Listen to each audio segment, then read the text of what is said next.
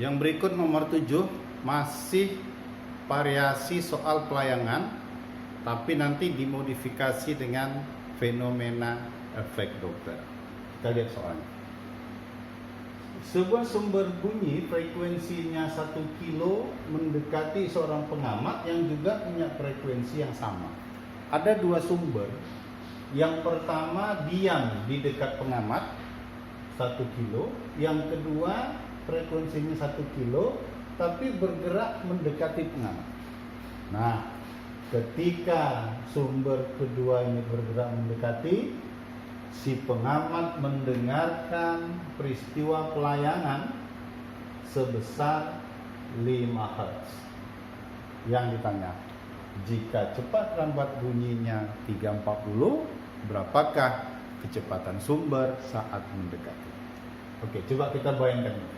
Seandainya ini diam, frekuensi yang didengarnya sama-sama 1 Hz. Sama-sama 1 kHz.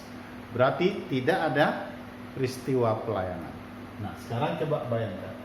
Pada saat sumber kedua bergerak mendekati pengamat, maka pengamat akan mendengar adanya perubahan frekuensi. Coba kita bayangkan. Pada saat ini bergerak mendekat, frekuensinya bertambah besar atau bertambah kecil? Ya, jelas kalau ini bergerak mendekat, tentu nanti frekuensinya bertambah besar. Maka ketika mendekat bertambah besar, terjadilah fenomena pelayangan. Nah, kita ingat, tadi definisi pelayangan apa? Selisih frekuensi yang tinggi dengan frekuensi yang rendah.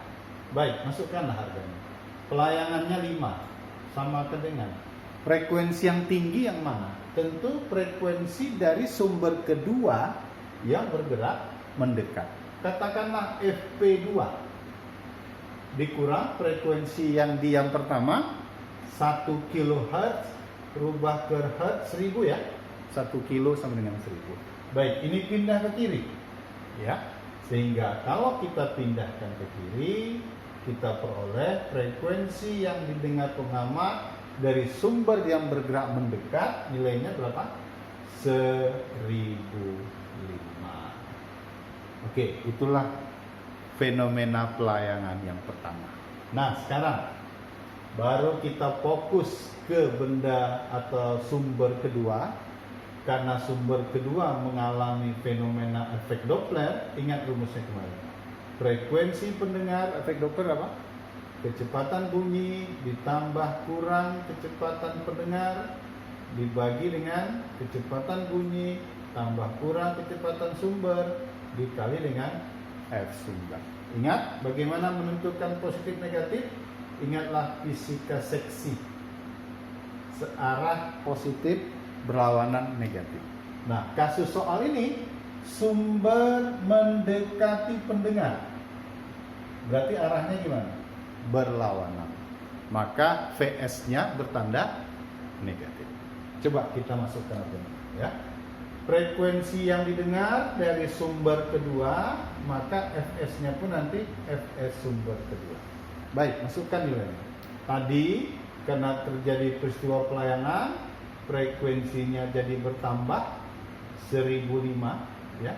Cepat lambat bunyinya dipilih 340, pengamatnya diam berarti 0 ya. Dibagi dengan kecepatan bunyinya 340, sumber mendekati berarti tandanya negatif dikali dengan sumber kedua, frekuensinya juga 1 kilo atau 1000 Hz. Oke, kali 1000.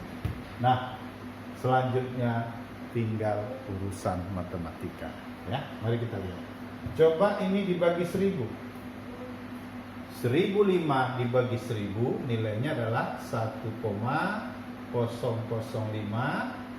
340 dibagi dengan 340 dikurang dengan PS.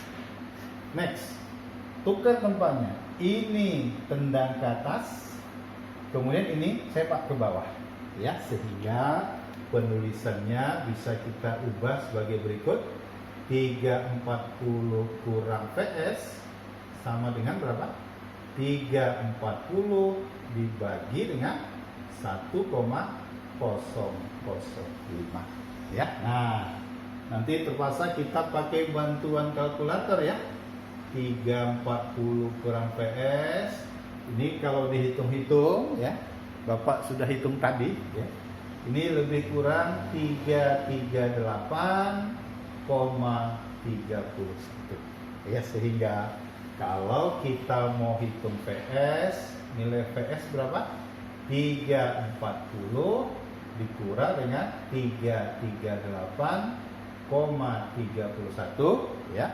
Setelah dihitung dengan penuh kesabaran, nanti nilainya sekitar 1,7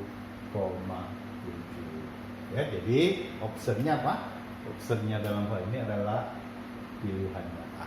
Begitulah caranya. Jadi dalam hal ini gunakan dua fenomena. Pertama, fenomena pelayangan, selisih frekuensi yang tinggi dengan frekuensi yang rendah. Kemudian yang kedua, bandingkan dengan fenomena efek Doppler. Baik, tolong pelan-pelan dipahami ya. Jika ada masalah, kita akan diskusikan lagi sama-sama.